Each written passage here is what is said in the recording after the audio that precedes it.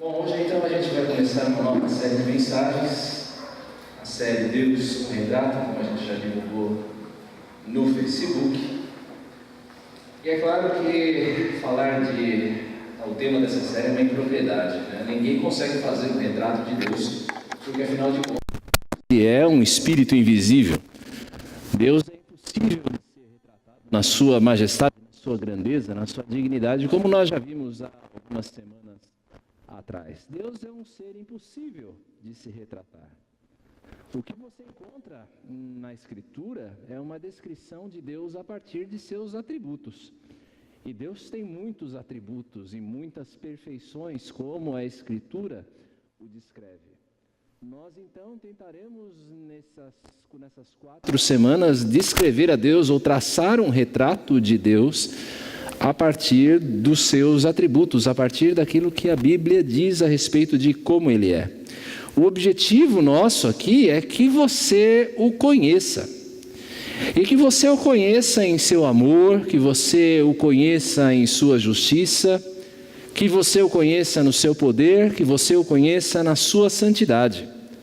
Nosso objetivo é que você conheça a Deus, já que o tema do nosso ano é a procura de Deus. Então, não existe maior objetivo aqui do que você o conheça, que você se renda ao seu senhorio e que você ame o Senhor e o honre como um pai que Ele é. Conheça Deus, você reconheça-o como Senhor de sua vida e você o ame como um pai que Ele é. A pergunta para hoje será que ainda existe amor nesse mundo? Será que ainda existe amor? Como nós falamos até mesmo hoje de manhã, você abre os jornais, você liga a sua televisão e aquilo que você vê são notícias de guerras e de rumores de guerra. Você vê a situação no Oriente Médio, no Iraque, na Síria, por exemplo. Você olha para o mundo e você vê um mundo de muita injustiça, de indiferença. Você vê um mundo de filhos contra pais e pais contra filhos. É aquele tempo que até mesmo como foi lido pela Camila aqui na nossa liturgia, parece que o amor ele está se esfriando do coração de muitos. Não é verdade? Você ouve essas notícias, a impressão é que parece que o amor cada vez está se esvaziando mais dos corações. O que eu pretendo demonstrar aqui hoje a vocês, com base na Escritura, é que mesmo em meio a trevas, mesmo em meio a todo esse desamor, nós vivemos envoltos por um Deus que é cheio de amor. Pode parecer contraditório, de você olhar o mundo como ele é e pensar que, apesar de tudo, nós ainda vivemos envoltos no amor de Deus. Mas é justamente isso que a Escritura diz. Nós estamos meditando hoje a partir do texto de 1 João, capítulo 4, versos 7 a 12. Nós vamos meditando passo a passo nesse texto. João, quando ele escreve esta sua primeira carta, na verdade as 3 cartas de João, ele tem um problema muito claro em mente. Começava a surgir no meio da igreja uma heresia chamada gnosticismo. Era uma mistura entre o cristianismo, uma amálgama entre o cristianismo e a filosofia grega. A ideia era a seguinte: a filosofia grega pensava que o corpo era mau e o espírito era bom. Algo que você vê até hoje, né? Algumas pessoas pensam assim, que a carne não vale nada e o espírito, sim, é algo que tem valor. A ideia da filosofia grega, dos platonistas principalmente, é que você tinha que dar graças a Deus quando morria, porque afinal de contas o seu espírito se tornava livre desta prisão que é o corpo. Assim sendo, nessa heresia gnóstica, esses hereges, esses falsos mestres, eles diziam: sim, nós acreditamos que Jesus era homem, ele veio, Mas esse negócio de que ele é o Filho de Deus encarnado, isso é uma impossibilidade. Deus jamais se faria carne. O que Jesus tinha era uma aparência de carne, uma aparência de encarnação, mas na verdade ele era simplesmente um espírito. E João ele vai combater esta heresia nesta sua carta. Vale a pena você ler com esse olhar, porque aí você vai entender o que João quer dizer, por exemplo, quando ele diz que nossos olhos viram, nossas mãos o tocaram. Ele está querendo provar que Jesus de fato é o Filho de Deus vindo em carne. Para os crentes então havia 3 provas necessárias de um verdadeiro cristão. Algo que diferenciava o verdadeiro cristão de um falso mestre, de um falso ensino. A primeira prova é que ele deveria crer que Jesus era o Filho de Deus vindo em carne. Você precisa crer. Se você é um cristão, você precisa crer que Jesus é o Filho de Deus. E não somente que ele é o Filho de Deus, mas ele é o Filho de Deus vindo em carne. Uma prova de fé. Mas se você é verdadeiramente cristão, João está questionando na sua carta, existem outros dois testes. O segundo teste é que o verdadeiro cristão, ele é alguém que pratica a justiça. Ele é alguém que anda na luz. É alguém que vive em Deus e Deus é luz. E sendo luz, o cristão então deve praticar aquilo que é justo. E a terceira prova que nos interessa hoje especialmente é que o verdadeiro cristão deve amar os seus irmãos. Não existe um crente que não atenda a essas 3 provas. O cristão verdadeiro tem de crer em Jesus, tem de praticar a justiça, praticar aquilo que é correto, e ele deve amar. E nesse terceiro ponto, nós temos um reflexo do mandamento maior que Jesus nos deixou, que é amarmos uns aos outros. Vocês devem se lembrar de que nós pregamos isso há 2 semanas. Amar uns aos outros. Esse é o supremo mandamento que o Senhor Jesus nos deixou ao lado, lógico, de amar a Deus sobre todas as coisas. Que amor é este? Que amor é este de que João está falando aqui? Amor aqui, ele não é simplesmente um sentimento. A cultura geral, a cultura do nosso mundo entende amor como aquilo que você vê em filme. O mocinho encontra a mocinha e ali eles constroem um maravilhoso romance e eles dizem eu te amo a toda hora. Não, amor vai além simplesmente de um sentimento. Quando a Bíblia nos ordena a amar, ele não está ordenando, por exemplo, que eu tenha qualquer sentimento em relação a Sidneia ou Elton. Não é esse tipo de amor que a Escritura está falando.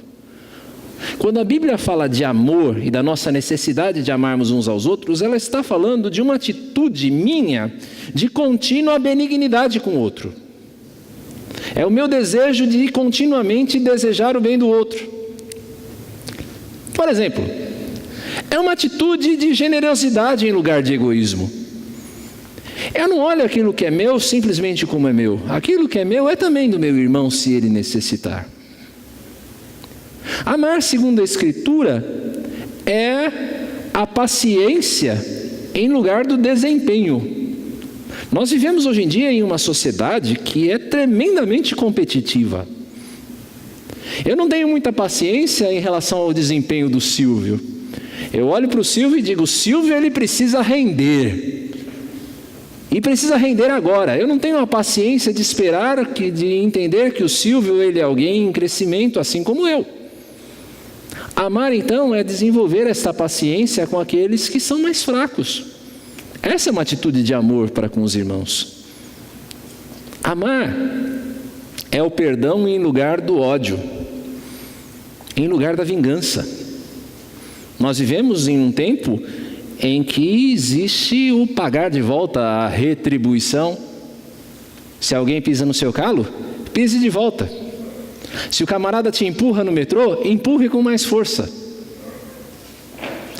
Amar é uma atitude de perdão, de você optar por perdoar.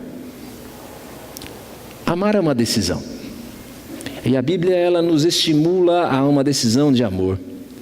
Tudo isso que nós falamos aqui são valores antiquados, mas que, se postos em prática, podem virar esse mundo de cabeça para baixo. Pense em um mundo em que esses valores de generosidade, perdão, de paciência sejam praticados.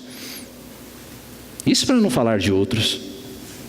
Mas pense por um momento e você vai ver que se esses valores são colocados em prática, a realidade pode ser transformada. Eu quero falar justamente disso, um amor que vence o mundo. O amor que vence o mundo. É disso que João fala nessa passagem de 1 João 4, 7 a 12. Vejamos primeiro os versos 7 a 8. Esses versos vão mostrar que o verdadeiro amor tem em Deus a sua fonte. A fonte do amor é o próprio Deus. Veja o que João diz, versos 7 e 8. Amados, amemos uns aos outros porque o amor é de Deus. E todo aquele que ama é nascido de Deus e conhece a Deus. Aquele que não ama não conhece a Deus, porque Deus é amor. Deus é amor. Deus, meus irmãos, Ele é a fonte de todo amor. Todo amor nasce em Deus. Mas cuidado. Cuidado ao pensar assim. Isto é uma verdade. Mas você pode então ser levado a pensar que toda forma de amor vem de Deus. De que até mesmo o amor que Ele condena vem do Senhor. Será então, por exemplo, que o amor homossexual é um amor que Deus aprova, é um amor que tem em Deus a sua fonte? Será que o amor ao dinheiro, o amor ao prazer, é algo que nasce do coração de Deus? Meus irmãos, quando nós olhamos para esse versículo, nós precisamos entender que o verdadeiro amor, não as paixões, não a cobiça procedem de Deus, porque o verdadeiro amor, como nos lembra 1 João 3,10, ele não nega a justiça. O verdadeiro amor não nega a justiça. O Senhor, Ele é o nascedouro, Ele é a fonte do rio de amor que rega esse mundo mau e que traz vida onde antes existia a morte. Desse verdadeiro amor é que João está falando e de que Deus é a fonte. Mas, olhando para esses versos, nós precisamos entender que o amor não apenas procede de Deus, mas o amor, ele é a própria essência de Deus. O texto que nós estamos vendo diz não somente que o amor procede de Deus, mas que Deus é amor. O amor, ele não é um Deus, mas Deus é amor.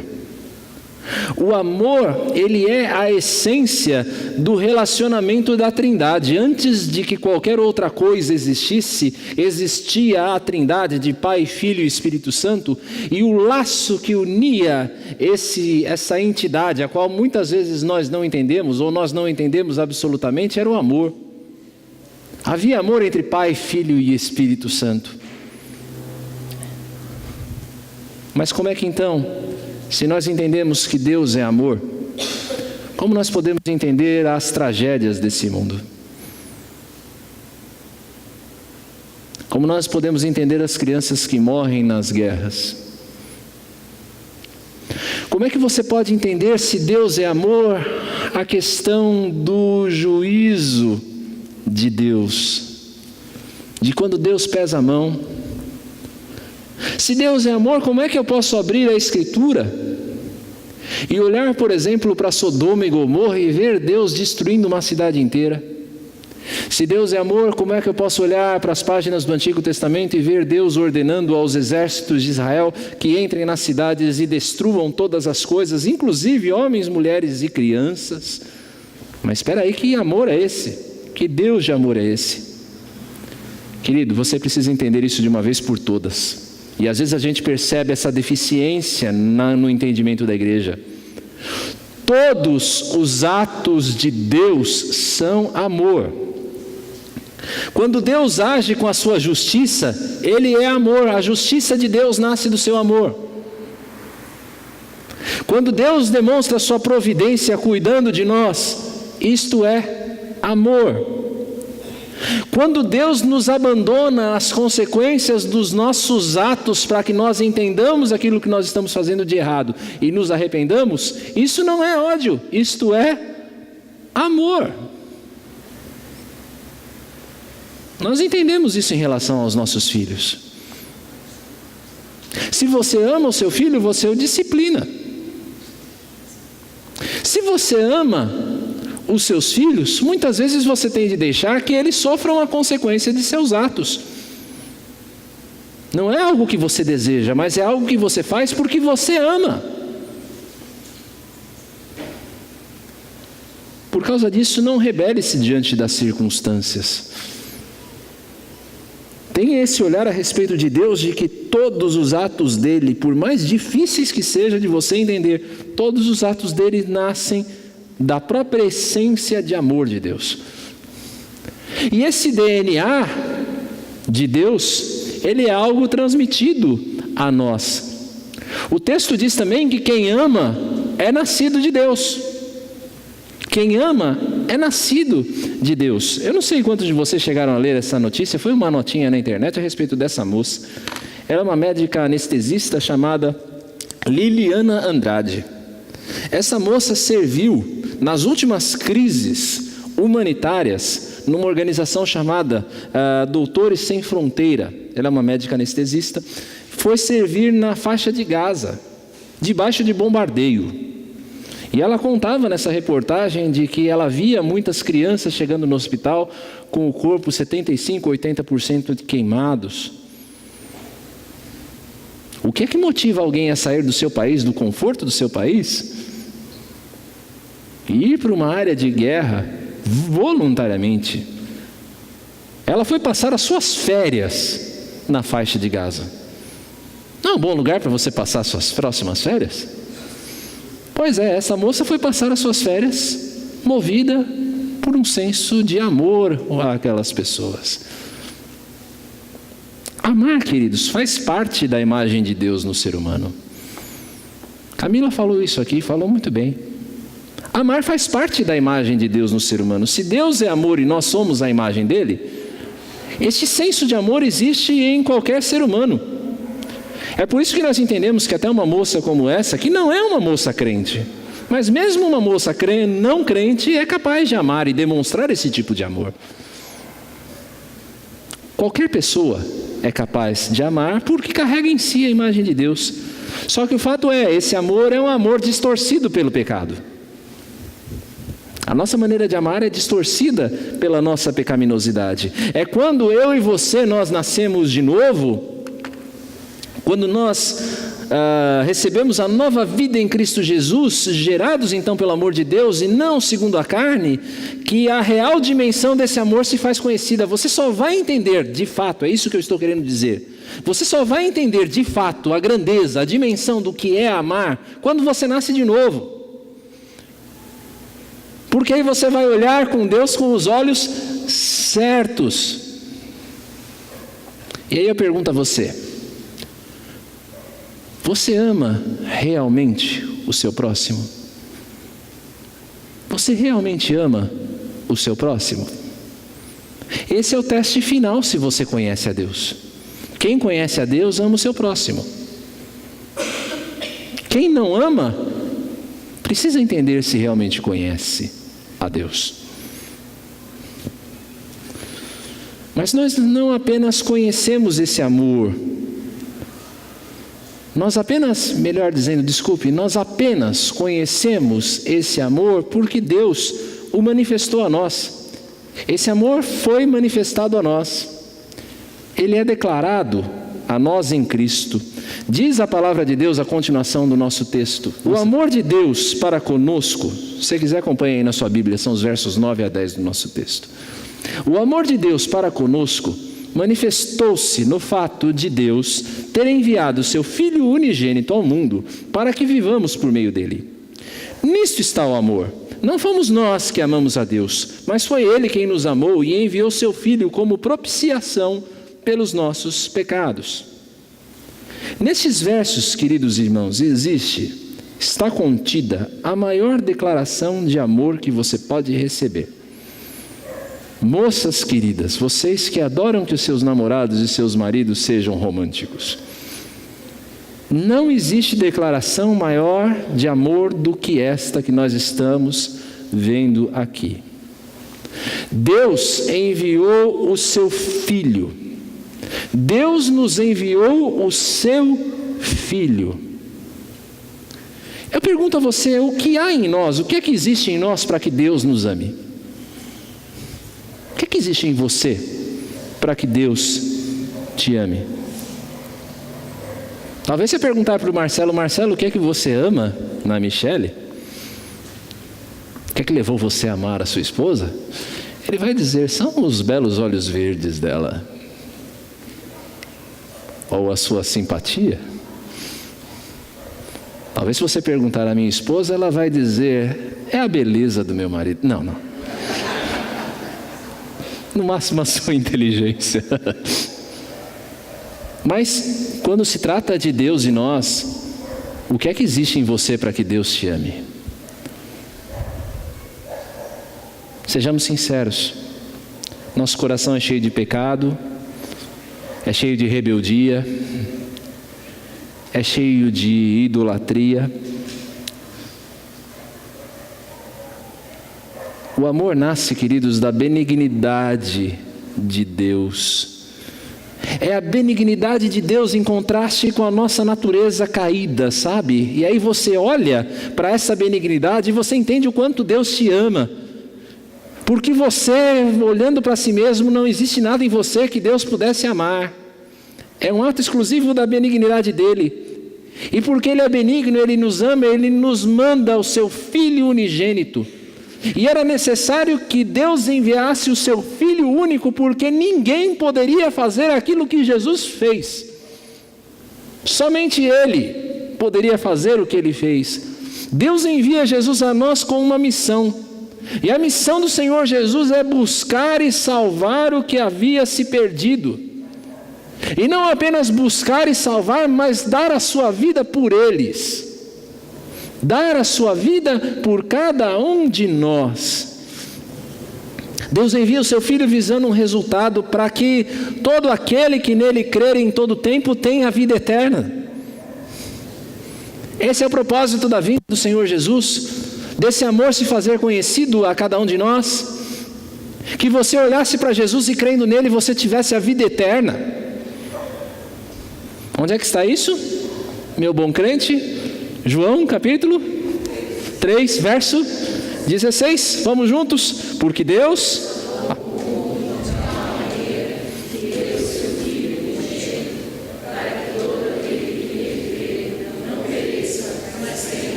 Qual é a prova de amor que você espera de Deus?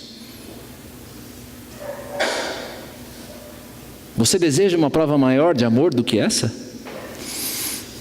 Talvez você olhe para Deus e diga, Deus, se o Senhor me ama de verdade, olha para aquela pessoa da minha família que está doente.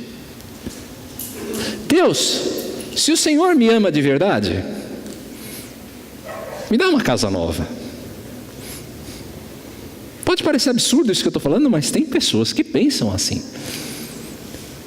Deus, se o Senhor me ama de verdade, me dê uma namorada, um namorado. Que prova de amor você espera de Deus maior do que essa, do fato de que Deus enviou seu Filho para dar a sua vida no seu lugar? É importante a gente notar aqui que esta é uma iniciativa do Senhor, não é uma iniciativa nossa. Deus escolheu livremente nos amar. Deus entregou o seu Filho por nós quando nós não tínhamos qualquer apreciação por Ele. Você precisa entender isso. Jesus veio morrer por você quando você não tinha nenhuma apreciação por Ele. Paulo, lá em Romanos, capítulo 5, verso 8, ele é muito claro de dizer que Jesus veio morrer por nós quando nós ainda éramos inimigos de Deus. E como é maravilhoso você pensar na insistência do amor de Deus à luz disso. O amor de Deus, querido, é tão maravilhoso porque Ele é um amor insistente. Deus nos ama insistentemente. Glória a Deus por isso. Porque senão nenhum de nós estaria aqui hoje. Eu não sei quantos de vocês conhecem essa foto. Uma das fotos mais famosas de todos os tempos.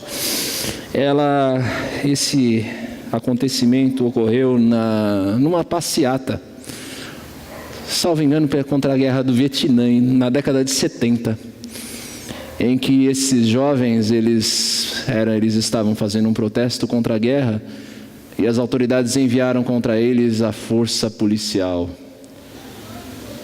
para dispersar a multidão. E aí eles colocavam flores nos fuzis desses policiais. Assim é o amor de Deus. Ele demonstra amor e declara amor a pessoas que o odiavam, a pessoas que estavam prontas a dizer: eu desejo que você morra, eu não quero nada contigo.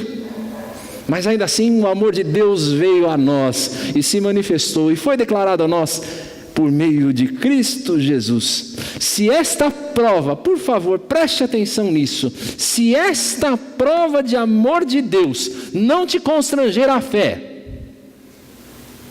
se o fato de você saber que Deus te amou dessa maneira não te constranger a obedecê-lo e a servi-lo e declarar a tua vida inteira a Ele e dedicar tudo aquilo que você é, tudo aquilo que você possui a Ele, o que é mais que vai fazer? E aí alguns de vocês vêm falar comigo e eu entendo, por favor, eu entendo.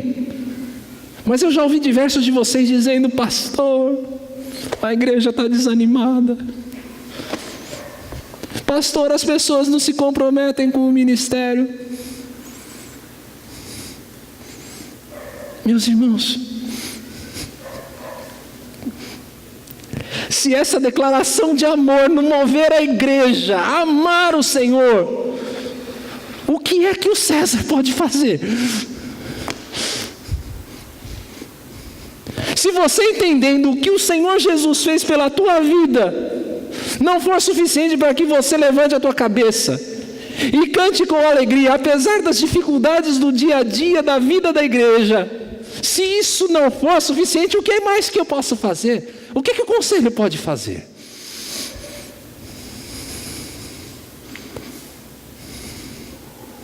Cristo morreu por você. Precisa de mais alguma coisa para te dar ânimo? O amor de Deus é declarado em Cristo, mas não é um amor que termina no passado, é um amor que é visível ainda hoje. Esse é um amor que é demonstrado pela igreja, e eu chamo a atenção de você para os versos 11 e 12. Amados, se Deus, João está sendo retórico aqui, ele provou que Deus nos ama, mas se Deus nos amou desta maneira, assim, nós também devemos amar uns aos outros. Ninguém jamais viu a Deus. Se amamos uns aos outros, Deus permanece em nós e seu amor é em nós aperfeiçoado. Ser amado por Deus, queridos, é um privilégio. Ser amado por Deus é um privilégio. Mas é um privilégio que implica em uma obrigação. O privilégio de ser amado por Deus implica num dever. Se Deus nos amou com tal intensidade, será que nós temos o direito de nos recusar a amar? Se Deus dedicou tal amor a você, você tem o direito de não amar o seu próximo? E aí você vai dizer: pastor, mas é difícil. Amar o próximo é difícil. Tem um fulano, pastor, tem o meu chefe, tem a minha mulher, tem o meu irmão na igreja. Esse irmão é um calo no sapato. Esse irmão é um esporão no calcanhar, seu Rui. Cada vez que eu piso eu me lembro dele. É difícil, pastor, amar. É difícil amar uma pessoa que é tão miserável. Eu sei que é difícil. É claro que é difícil. Mas eu pergunto para você, para quem foi mais difícil? É mais difícil para você amar o seu irmão? Ou é mais difícil para Deus amar você? Considere isso. Pense nas distâncias. Você pecador, o seu irmão pecador, é difícil de amar. Mas pense Deus infinitamente santo tendo de amar você, sua peste. É difícil, é claro que é difícil, irmão. Se não fosse difícil, não era mandamento. Você fazia isso por natureza. É difícil. Amar, querido, não é uma opção. Para o cristão, amar não é opção. Amar é mandamento. Você não tem escolha, você não tem opção não.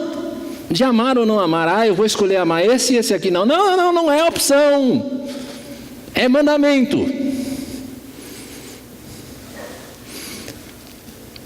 Diz Jerônimo, para alguns São Jerônimo, o tradutor da Bíblia para o latim, que João que escreveu essa carta, na sua idade mais avançada, ele estava muito fraco.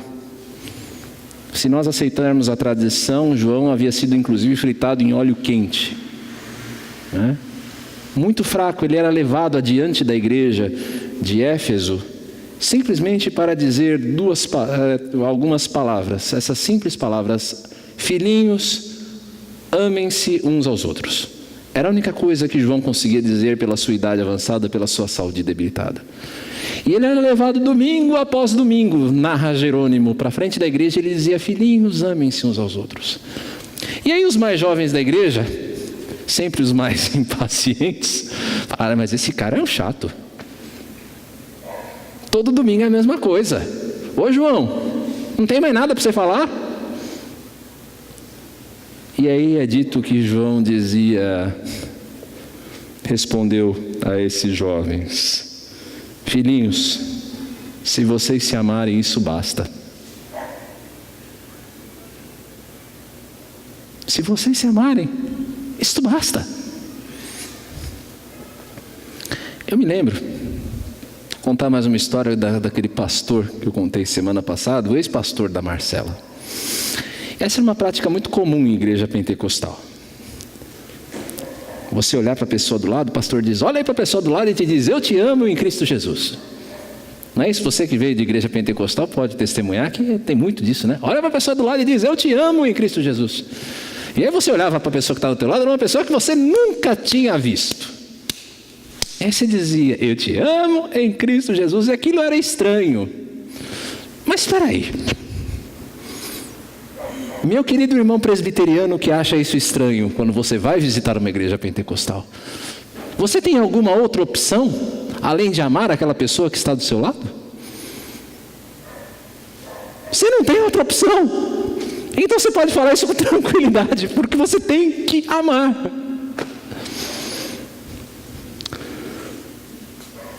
O amor é a maior evidência de que Deus existe. O amor que nós demonstramos torna aquilo que é invisível invisível. Aquilo que é invisível visível. Que provas você pode oferecer a alguém que Deus habita em você?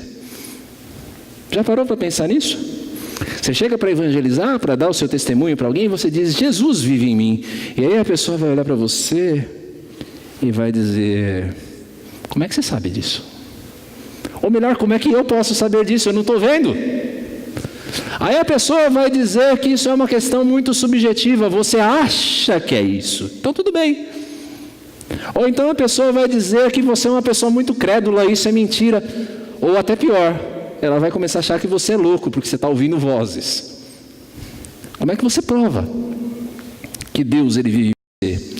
A prova objetiva de que Deus vive em nós é que Ele nos leva a fazer aquilo que nós não faríamos por natureza.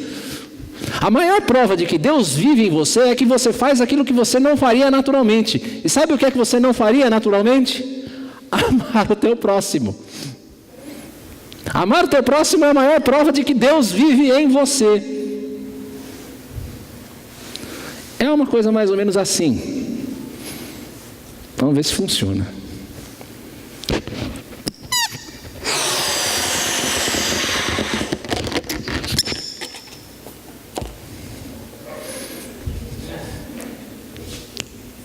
Gostaram do detalhe, né? Pois é. Eu digo para você que o ar existe. Você consegue vê-lo? Como é que você sabe que o ar existe? É porque ele faz alguma coisa, ele age. É pela ação do ar que você sabe que o ar existe. Assim é Deus vivendo em você. Como é que você prova isso? É a partir dos seus efeitos. Bem, deixa eu contar uma historinha para vocês. Quando a gente foi tentar plantar a igreja em Parque do Chaves, o primeiro contato que a gente fez lá no Parque do Chaves, vão se lembrar disso, um camarada chamado Seu Madeira. Foi o primeiro contato que eu fiz ali no Singapura de Parque do Chaves, o Seu Madeira. Ele era o dono da barraquinha, espero em Deus, de cachorro quente ali, do barzinho que ficava na porta do Singapura. Eu desconfio que tinha muito mais do que o cachorro quente, mas enfim. E aí eu falava domingo após domingo para o pessoal que ia lá, dizia, a gente precisa cumprimentar o Seu Madeira no domingo de manhã. E o Seu Madeira nunca estava lá. Lembram disso? Um domingo, 2 domingos, 3 domingos. No terceiro domingo, Marcela virou para mim e disse, eu acho que esse Seu Madeira é seu amigo imaginário. Acho que você arrumou um amigo imaginário. Por que eu estou dizendo isso? Como é que as pessoas ao seu redor vão conhecer a Deus se Ele não for visível através de você? Se as pessoas olharem para você e não virem a Deus, Deus não vai ser mais do que seu amigo imaginário. Nós somos a prova viva de que Deus existe e de que Ele continua a amar o mundo. A igreja é a prova de que Deus continua a amar esse mundo. Você quer ter a quem você ama por perto? Sempre pertinho de você? Gustavo, você quer ter a Tamires sempre por perto? Pois é, Deus também. Deus também quer nos ter perto. É por isso que a Bíblia diz lá nos Salmos que preciosa é ao Senhor a morte dos seus santos. Porque aí Deus pode nos ter completamente para Ele. Só que sabe de um negócio? Se a gente sabe disso, que Deus quer nos ter perto, por que a igreja continua aqui? Por que o povo de Deus continua nesse mundo? É para demonstrar a Deus por meio do amor mútuo. É para que as pessoas olhem que a gente se ama e entendam que existe um Deus. É por isso que eu e você ainda continuamos aqui. Porque senão não teria mais sentido o dia da igreja estar aqui. A gente já teria subido. Mas Deus, para demonstrar o seu amor pelo mundo, Ele nos mantém aqui. Só que você não observa muito desse amor na vida da igreja. Não é verdade? Você olha às vezes para a vida da igreja e você vê indiferença. O irmão está num sofrimento danado e ninguém sabe. E se sabe, não se importa.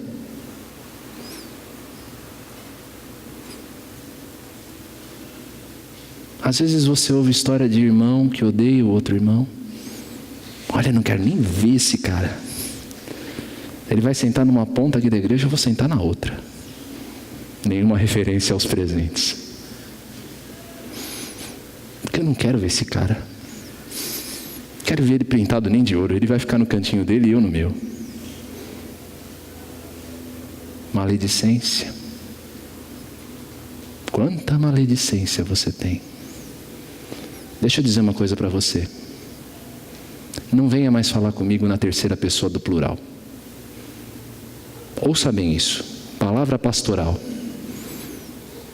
Já estou avisando de púlpito para depois, no particular, você não passar vergonha comigo. Não venha me falar na terceira pessoa do plural. Sabe o que eu quero dizer com isso? César, falaram que... Estão dizendo que... Não venha falar comigo nesses termos. Isso é maledicência. Venha falar daquilo que você está disposto a colocar no papel. Aquilo que você está disposto a assumir como você está dizendo. A gente não vê muito desse amor na vida da igreja.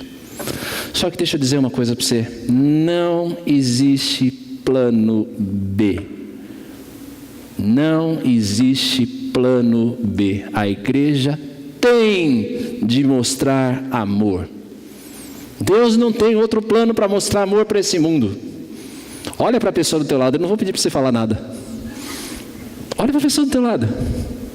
Olha para o outro lado também. Porque às vezes você está só com a sua mulher do lado. Certo, Márcio? Olha para o outro lado também. Você não tem outra opção senão amar essa pessoa. Você não tem nenhuma outra opção senão amar esta pessoa. Nenhuma. Não existe plano B para a igreja. A igreja é a prova viva do amor de Deus. Atos 2, 42, 47, você conhece bem esse texto. E partilhar e perseveravam na doutrina dos apóstolos, no partir do pão, nas orações. E aí você vê aquela descrição de uma igreja que, muito diferente do que a gente pensa, era uma igreja composta por homens pecadores, tanto quanto eu ou você. Você vai pular algumas páginas ali de Atos e você já vai ver preconceito. A instituição da diaconia nasce daí, de uma dificuldade que essa igreja tem. Mas o que é nessa igreja formada por homens pecadores como eu e você chamava tanto a atenção das pessoas que Lucas no final desse relato vai dizer: e o Senhor acrescentava dia a dia os que iam sendo salvos. O que é que existia na vida dessa igreja? Grandes campanhas de evangelização? Distribuição massiva de folhetos em Jerusalém e arredores? Carro de som passando e dizendo: pregação de Pedro, próximo domingo. O que é que essa igreja fazia? Ela vivia em amor.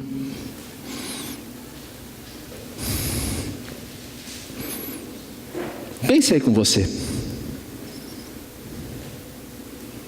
Aí no seu cantinho, tu no teu cantinho e eu no meu. Pense na tua cabeça. Quais são os 3 principais defeitos na comunhão da IPA? Faça uma listinha na sua cabeça. Os 3 principais defeitos. Você fala: eu acho que a IPA precisava de... Pense aí. Quais são os 3 principais defeitos? Pensou? Agora responda, complete a frase. A partir de hoje eu vou... O que você vai fazer a partir de hoje? Sabe por quê? É muito fácil olhar para Raquel e dizer: a Raquel precisa mudar isso. Mas muito mais difícil olhar para mim mesmo e dizer: eu preciso mudar. Eu preciso amar o Josué muito mais. Eu preciso amar seu Eudes muito mais. Se o nome dessa série é Deus, um retrato, nenhuma palavra define melhor a Deus do que amor. O amor define o relacionamento da Trindade. Deus amava antes que qualquer coisa viesse a existir. A criação é um ato do amor de Deus. É amor pela sua glória, é amor por aquilo que Ele criou, é amor pelo homem, ainda que o homem seja quem ele é. A maior expressão desse amor, sem dúvida nenhuma, é a cruz. Nós jamais vamos conseguir compreender a cruz em toda a sua extensão, não adianta. Você não vai conseguir entender esse amor em tudo aquilo que ele representa. É por isso que a gente canta, né? Eu nunca saberei o preço dos meus pecados pagos lá na cruz. Você não vai saber nunca disso.